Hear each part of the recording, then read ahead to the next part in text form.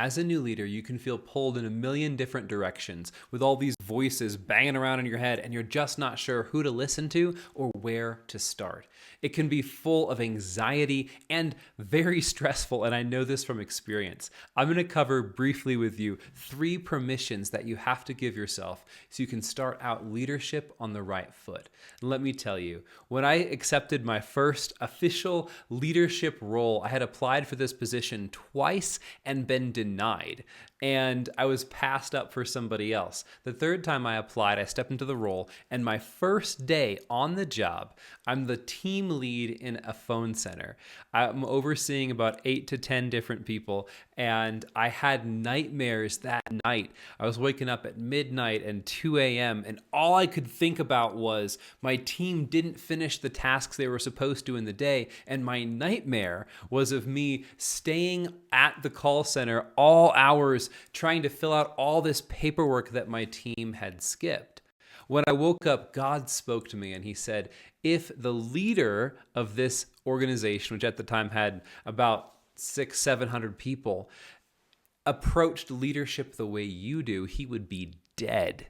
And that was a huge wake-up call for me that I had no idea what I was doing when it came to leadership. I didn't have good boundaries. I didn't have a good mindset. My thought on leadership was that I'm accountable for every single thing my team does, and I'm going to stress out unless they do it perfectly. I didn't give myself the permissions that I'm about to cover with you. The first permission is you must give yourself the permission to lead. Now, maybe that seems self-explanatory, but I was chatting with one of my coaching clients and he was telling me that as CEO of this company, that he kind of stumbled into this role. His family bought the company, seemed like the best opportunity for them. God kind of placed it in their lap. But for him, it was kind of an odd thing to step in and to lead. He saw it as the next thing that he had to do, but he had never really given himself permission to be the leader. Sure, he had the title, but at the end of the day, he really didn't feel in charge. If you step into a leadership role, you've got to sit down with yourself and just decide at the end of the day, whether this thing succeeds or fails is up to me, and I'm okay with that. I can make the final call. I can make the final decision, and I'm not going to stress out about it. Because if you don't give yourself permission to lead, you can fall into one of 2 different options, and it might surprise you. A calm, confident leader who's willing to listen to other people, that is what we're going for. But if you don't give yourself permission to lead, you can either be timid, where you're constantly looking around saying, what do you guys think we should do? And you don't feel confident making that final decision. Or you can also fall into the trap of control, where you try to hold everything really tightly and manage and control information, decision-making ability, and everything yourself. Either one of those is not giving yourself permission to lead. So let me share this verse with you, Jeremiah 1:7. This is the Lord speaking to Jeremiah, and when I read this verse, God just spoke to me and helped instill in me this idea of boldness. He said, "But the Lord said to me, do not say I am a youth, for you shall go to all to whom I send you, and whatever I command you, you shall speak." Now, when I first started out as a leader, I remember getting my team together and sitting down and just really feeling timid leading that team meeting. But I got confidence from that verse that I needed to be able to speak out the things that God told me to speak. And I went so far that I remember one particular meeting where I pretty much rattled on the entire meeting. And at the end of it, everybody just kind of looking around over the table at each other like, what are we doing here? This wasn't even a conversation. And that leads you to the next permission you have to give yourself as a leader, which is the permission to listen. Now, this is such a powerful key. I saw a post on LinkedIn today where somebody said the ability to listen is what sets a leader apart. Perhaps it's the most important skill set that a leader has. Now, when we talk about listening, I'm not saying never say anything. But sometimes you have to be able to ask the right questions, not rattle on like I did that team meeting, and really hear where are people at, what's going on. Because a leader's job is to draw out the potential in the team. It's to take chaos and turn it into order. If there was no chaos, if there was absolute structure and perfect systems and perfect processes, we don't need leaders. We could have a manager. And that's an important distinction. A manager is somebody who's responsible for ensuring a set of tasks get accomplished in the right way by a certain group of people. But a leader is somebody who influences the team to become all they can be. A leader is a mentor, a coach. A leader is somebody who calls out the potential in people. And if you don't learn to listen, you're not going to teach your team how to think. So I want to share this verse with you. This is Proverbs 12:15, and it really hits home for me. It says, "Fools think their own way is right, but the wise listen to others." Some of the best ideas I ever had as a leader weren't mine. They were my team's ideas, and I gave them credit and celebrated them.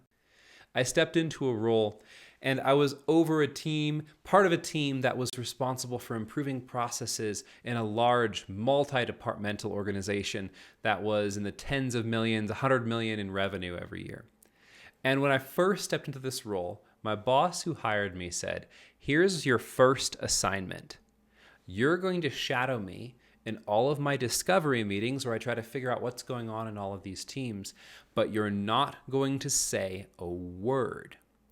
Now, in my first meeting, I was so on the edge of my seat, I couldn't hold anything back, that I just jumped in there and I shared my thoughts and opinions, and I ended up making a complete fool of myself.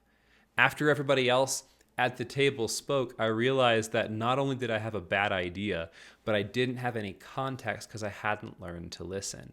6 months of sitting there in agonizing silence, not part of any of those conversations, deeply ingrained in me that a leader must give himself permission to listen. And the context that I learned during those 6 months set me up for 4 years of process improvement projects and context in the organization where I was able to serve at a much higher level because I'd learned that one skill.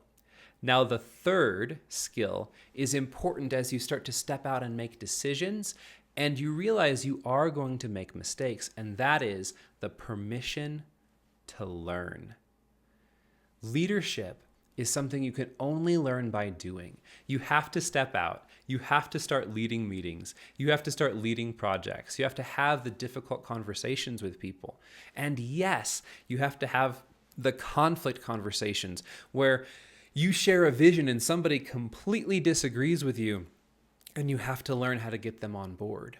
Having that boldness to try the conversation and to step out and do it, and give yourself permission to say, leadership is a skill set that, yes, some people perhaps come across it more naturally than others, but any personality can learn how to be a leader. And I have to have the permission, and you can give this to yourself, to learn, to make a decision, to end the meeting with a final call, because at the end of the day, the leader has to make the final call, to move in a direction, and then if you find out that direction is wrong, to own it, to come back to the team and even admit it and say, look, guys, I made the wrong call. I see that now. I see that, Bob over here was right and we should have done what he said. And that's great. And you say, thank you for speaking up. Thank you for sharing. And I'm going to model that behavior. Whenever we make mistakes as a team, we're going to be transparent and own it because we have a learning culture. Because culture ultimately starts with the leader. Proverbs 9:9 says this, "Instruct the wise and they will be wiser still. Teach the righteous and they will add to your learning." One of the misconceptions that a lot of young people have, and I know I've fallen into that myself, is to believe that the more you know, the more you know. But the reality is, the more you know, actually, the more you realize you don't know. There's another verse in Scripture that says, "He who thinks he knows a thing does not yet know as he ought to know." Somebody who's a master in a field, who's truly an expert, is constantly looking for different opinions and different perspectives so they can learn from others. It's only somebody who's a novice, who's brand new, who has this perspective of, oh, I've heard that before, so therefore I know everything that has to do with that. You know, I had this attitude towards the scriptures where I was in a dry season as I'm reading through the Bible, and as I open it up, I was like, I've heard this before. And then the Holy Spirit spoke to me and he said, yes, but do you live it?